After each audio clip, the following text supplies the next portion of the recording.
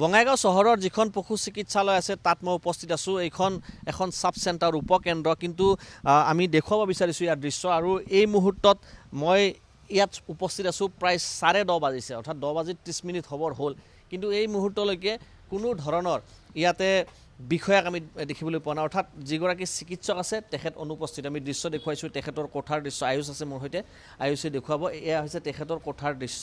আৰু এই মুহূৰ্তলৈকে তেখেতৰ ইয়াতে উপস্থিতি আমি দেখিবলৈ পোৱা নাই।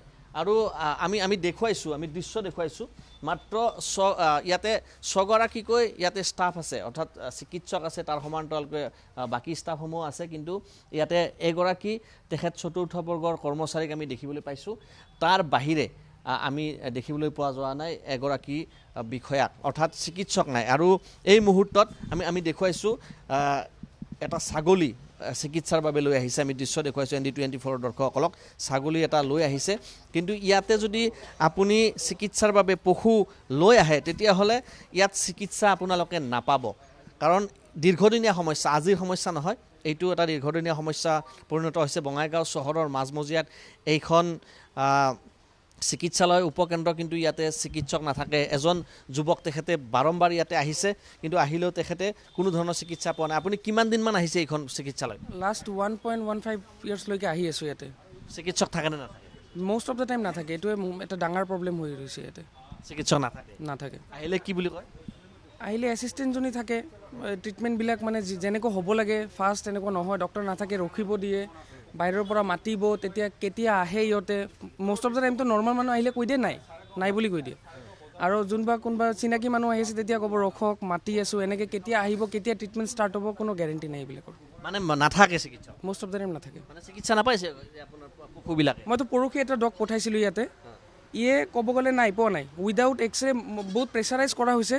তাৰপিছত কি কৰিছে, এছিষ্টেণ্টজনীয়ে মানে কিবা প্লাষ্টাৰ মাৰি দিছে ইয়াতে উইদাউট এক্সৰে।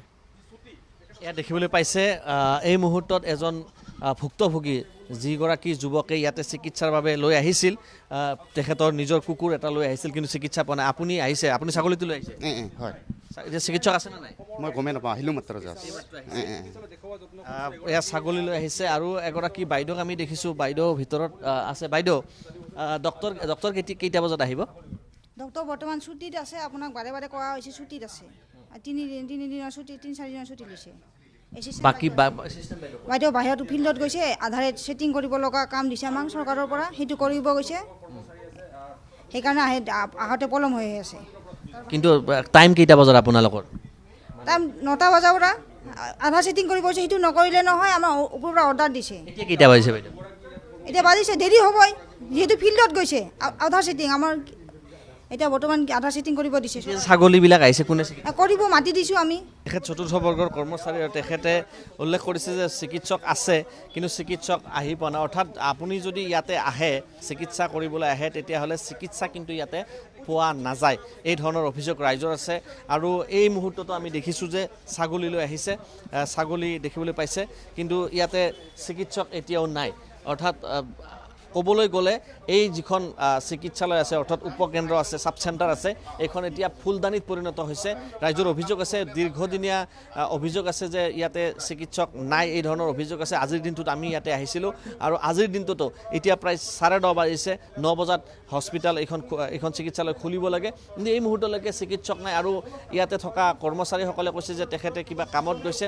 চিকিৎসাতকৈ কি ডাঙৰ কাম আছে এই মুহূৰ্তত, সেয়াওতো এটা কিন্তু ডাঙৰ প্ৰশ্ন হিচাপে চিহ্নিত হৈছে। এইটো চিকিৎসকৰ কথা আয়ুষে দেখুৱাই গৈ আছে। আৰু এই ধৰণে ৰাজ্যৰ পশু চিকিৎসালয়সমূহ চলি আছে। দাদা আপোনাক কি বুলি ক'লে? এতিয়া আছেনে নাই? সোধাই নাই, তাৰ জাষ্ট আহিলোঁ যে। সোধকচোন, চিকিৎসক আছেনে নাই আপুনি সুধি লওক। আৰু এই ধৰণে এক প্ৰকাৰ এই যিখন ছাব চেণ্টাৰ আছে, উপকেন্দ্ৰ আছে, তাত আমি উপস্থিত হৈছিলোঁ। আৰু এক প্ৰকাৰ এটা দুখ লগা পৰিৱেশ, ইয়াতে চিকিৎসক নাথাকে। ইয়াত যেতিয়া পশুসমূহ চিকিৎসাৰ বাবে লৈ আহে, তেখেতসকলে জ্বলা যন্ত্ৰণা খাই যে, সেই দৃশ্য এক প্ৰকাৰ ইয়াতে উপলব্ধ হোৱা দেখিবলৈ পোৱা গৈছে।